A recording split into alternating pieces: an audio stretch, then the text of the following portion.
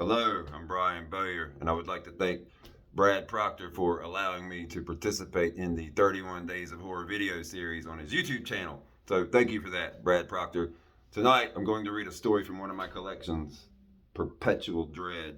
This one is called Like Father, Like Son. It was hard for Kevin to believe his father had been in the ground for 6 months already, and now that he was finally out of the hospital, he figured it was time to go see the grave. Sunset Memorial Cemetery was right off Eisenhower Drive, and it also happened to be right beside Pinecrest Hospital, the psychiatric hospital in which Kevin had been a patient for the past 3 years. He had just recently been released, and he didn't have a car yet, so he had to walk to the cemetery. Because the cemetery was large, and because he had never been there, he had to walk around a lot to find his father's grave. By the time he found the headstone, the sun was beginning its descent. A fifth of George Dickel whiskey leaned against the headstone, and Kevin wondered who had left it there. Most of his father's friends were dead. Very few people lived that wild lifestyle and made it to old age, and his father was only 44 when he died. Probably one of the many women who had always been in and out of his father's life. Whether they were seeking his attention at the bars in which he sang and played guitar, or showing up at the house looking for more cocaine at 4 o'clock in the morning, it seemed that women always wanted something from his father. Kevin had the same last name as his father, and seeing it carved into the headstone in the blood-red light of sunset made him cry. It wasn't a fear of his own mortality that brought tears to his eyes. He just missed his dad so badly it hurt. It was hard for Kevin to believe he was actually gone. He had always seemed so much larger than life, and not just to him, but to almost everyone who knew him. Kevin's friends used to say that if his father started a religious cult, there would be plenty of people lined up to follow him anywhere. And it was true, too. His dad was just that kind of dude, and now he was gone, and it didn't seem possible. Kevin broke the seal on the whiskey and took a drink. Good old George Dickel, he said, and then he heard his father's voice. Best damn whiskey on planet Earth. Dad? Is that you? Of course it is, son. Who else would be talking to you here at my grave? It sure is good to see you. Are you still playing guitar? Kevin took a drink. Not in the past 3 years. They wouldn't let me have one in the hospital. I didn't think they would ever let you out of that place. I just got out today. I wanted to stop by here and see you first, then I'm going home and playing guitar. Glad to hear that, son. You were always my favorite person to jam with, besides your mother, of course. I wish you could have heard that woman sing at least one time before she died. Kevin sat on the grave and drank whiskey. The first stars of twilight started sparkling. He and his father talked about the good old days, and the mother he never knew, and the sister whose disappearance had landed him in the hospital to begin with. Excuse me, mister, he heard a female say, but whoever's in that grave can't hear a word you're saying. He turned and saw a girl about his own age, mid-20s. She wore the same gray pajamas and orange flip-flops as all the other patients in the hospital. She smiled, and he thought her smile was pretty. I'm Heather, she said. Nice to meet you, Heather. I'm Kevin. Want a shot of this whiskey? Lord, no, Heather said. Whiskey makes me crazier than I already am. So who's in that grave anyway? Kevin took a drink. My father. How did he die? Motorcycle crash. Not his fault, though. Some woman ran a stop sign and creamed him. They said she was doing 80 when she ran the stop sign, so at least he died instantly. Her car caught on fire while she was trapped inside and she burned alive. Good, Heather said. I'm glad she burned alive. Sorry about your father, though. Is your mother still alive? Kevin shook his head. Nope. She died giving birth to Megan and me. Megan was my twin. Was your twin? So Megan's dead too? Yes, Kevin said. Well, her body was never found. She was abducted 3 years ago, but now I think Megan is finally dead. What makes you think that? Because the voices stopped. After 3 long years, the voices finally stopped about a week ago. Voices? Yes. I don't understand. Kevin took a drink. You know how you always hear that some twins share a psychic connection? Yes. Well, Megan and I definitely shared a psychic connection. I could give you 1,000 examples, but I don't feel like it. You don't have to, Heather said. I believe you. Good, and you should, because it's true. Anyway, Megan liked to run. She ran 5 miles a day. Fairly secluded area not far from here. 3 years ago, a man abducted her while she was running. She was talking on her phone with a friend while she ran. She told her friend that a man stopped his truck on the side of the road, got out, and approached her. The last words her friend heard her say were, "Please don't take me." They found her phone on the side of the road. "Oh my God," Heather said. "That's horrible." "Yes, I started hearing the voices that night.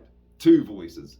Megan's voice and a man's voice. Day and night I heard the man saying terrible things to my sister while he tortured her. And I heard Megan screaming in pain and begging him to stop for 3 straight years." Heather put a hand on Kevin's shoulder. "I'm so sorry. That's the worst thing I've ever heard." Kevin nodded. "Needless to say, I went crazy. They locked me up in Pinecrest not long after Megan was abducted." "You were in Pinecrest?" "Yes, for the past 3 years. I just got out today." "I'm a patient at Pinecrest," Heather said. "I know. I recognize the pajamas and the flip-flops. I don't recognize you, though." "I just got there today. How weird is that?" Kevin shrugged and took another drink. "So the voices stopped a week ago?" Heather said. "Yes, that's why I think he finally killed her. I think she's dead now and our connection has been broken." Heather shook her head. "That's tragic, but she's better off now. At least she's no longer being tortured." Kevin nodded. Heather looked over at the hospital. "I need to get back over there before anyone notices that I'm gone.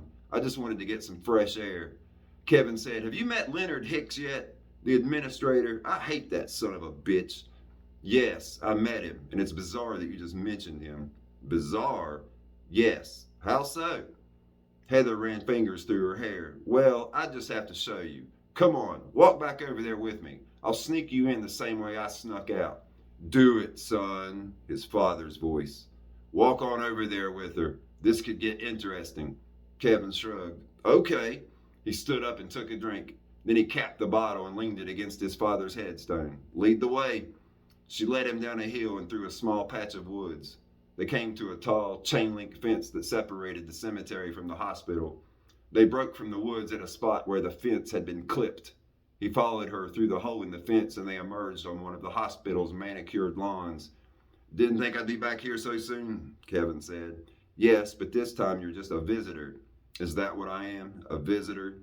"Yes. If anyone stops us, we'll tell them that you're here visiting me." She led him on until they got to the main admissions building and they went inside. They didn't see any doctors, nurses, or security guards anywhere. They saw 2 patients playing ping pong and a few others reading on chairs in the corners. She led him to an office with the words "Leonard Hicks, Administrator" on the door. Kevin had been in the office before. "It's late," Kevin said. "Almost nighttime. Surely he's left for the day." "No," Heather said. "He's still in there." She opened the door and they went inside. Kevin saw no one in the office. "He's under the desk," Heather said. "Under the desk?" "Yes. What's he doing under the desk?" "He's dead." Kevin looked under the desk. Leonard Hicks was on the floor beneath it. Kevin didn't see any blood anywhere, but the man was definitely dead. "What happened?" "Heart attack, I think. We were just sitting in here talking." "Well, he was talking mainly. Then he clutched his chest and fell off his chair. I checked for a pulse, but he didn't have one. He must have died instantly. I freaked out and shoved him beneath the desk. Then I just took off walking, and that's when I saw you." "I'm glad he's dead," Kevin said. "You wouldn't believe how mean he was to me and some of the other patients." "I believe it," Heather said. "I could see the evil in his eyes." "I'm getting out of here," Kevin said. "Me too. I'm going with you. I just wanted to see if anyone had found him yet." They left. Night had fallen and the sky was starry. The air was warm. They took off walking down the sidewalk that ran along Eisenhower Drive. The house where Kevin grew up was just a few blocks down the road and they went there. "I guess it's your house now," Heather said, "since your father is dead." "Yeah, I guess it is," Kevin said. The door was locked, but he had a key and they went inside. There was no electricity, but they could see fairly well by the light of the moon spilling in through the windows. "Nice place," Heather said. Kevin nodded. "Megan and I never moved out. We never wanted to leave our father. The 3 of us had always been a team. Now they're gone and I'm the last one left." "It's a sadness," Heather said. "Yes, it certainly is." Heather stood in the living room while Kevin went in his room and got a guitar. The acoustic was out of tune. He tuned it in the living room, then put it back inside its guitar case. "I want to play a song for my father," he said. "I want to play a song on his grave." They went outside. "I need to get something from the shed," Kevin said. "I'll be right back." He went in the shed and found what he was looking for. He put it in the guitar case and went back outside. Heather was gone. He looked around, but he didn't see her anywhere. He shrugged. Then he walked back to the cemetery. The bottle of whiskey was still leaning against the headstone. He sat down on the grave and took a few drinks. Then he took the guitar out of its case and played a song. I'm smiling, son, his father's voice. Out of all the songs you could have played, you chose to play one of mine. Kevin took a drink. Megan and I were with you when you wrote it. We were sitting on the floor in the living room, and you were sitting on the sofa. It was Christmas Eve. She and I were still kids then. There was a Christmas tree in the corner and a fire blazing in the fireplace. Snow was falling outside the window. It was such a beautiful night. I wish we could all go back to that night and just stay there forever. So do I, son. That was one of the best nights of my life. You were always our favorite songwriter, Dad. Megan and I loved you more than anything. Kevin played guitar on the grave. He and his father talked about the good old days. Kevin's tolerance was low from 3 years of abstinence, and he quickly caught a good whiskey buzz. Son, can I ask you a question? Sure, Dad. Why did you lie to Heather and tell her I died on a motorcycle? Kevin shrugged. I don't know. I suppose I didn't feel like telling her that my father hung himself. I never would have done that, Kevin, had I thought you were getting out of the hospital. But I did get out, Dad. I got out today. Yes, but they didn't let you out. You killed the administrator and left without permission. I didn't kill the administrator. Heather said he probably had a heart attack. There was no Heather, Kevin. Heather didn't exist. Heather was just a figment of your imagination. You only walked back over there to see if the man was dead because you thought that maybe it had simply been a dream. But it was no dream, Kevin. You strangled the administrator and shoved him beneath his desk. And of course they'll know it was you. They'll be looking for you soon, and then you'll go right back to the hospital. An oak stood behind his father's headstone. Kevin saw a couple of big, sturdy-looking limbs high up on the tree. He set his guitar down on the grave. Then he took the rope from his guitar case and began fashioning a noose. Tell me a story, Dad, like you used to do when Megan and I were kids. Okay, son.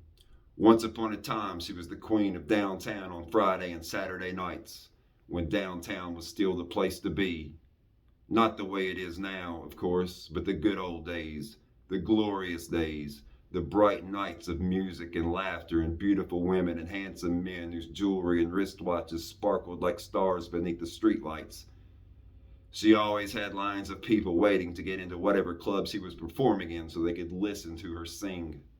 She always pulled up in a limousine, and she would step out with a fur around her shoulders and a string of diamonds around her neck that couldn't begin to compete with her smile.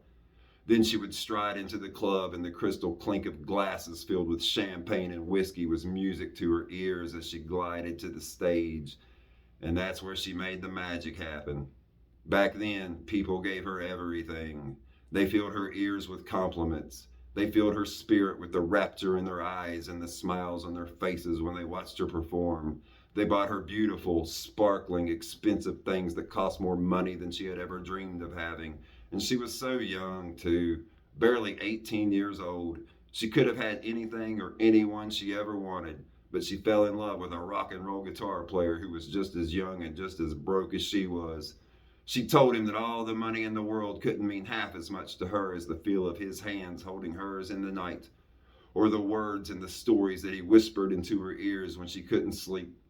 All she wanted was a full and happy life by his side so that one day they could tell their children and grandchildren and great-grandchildren about the full and happy life they had together. They got married and she wanted children right away. She got pregnant with twins and gave birth to a baby boy and a baby girl. She got to hold them both before she died, and she told him on her deathbed that her last day was the best day of her life. And no woman who ever lived loved her children more than she did. I wish that you and Megan could have heard your mother sing.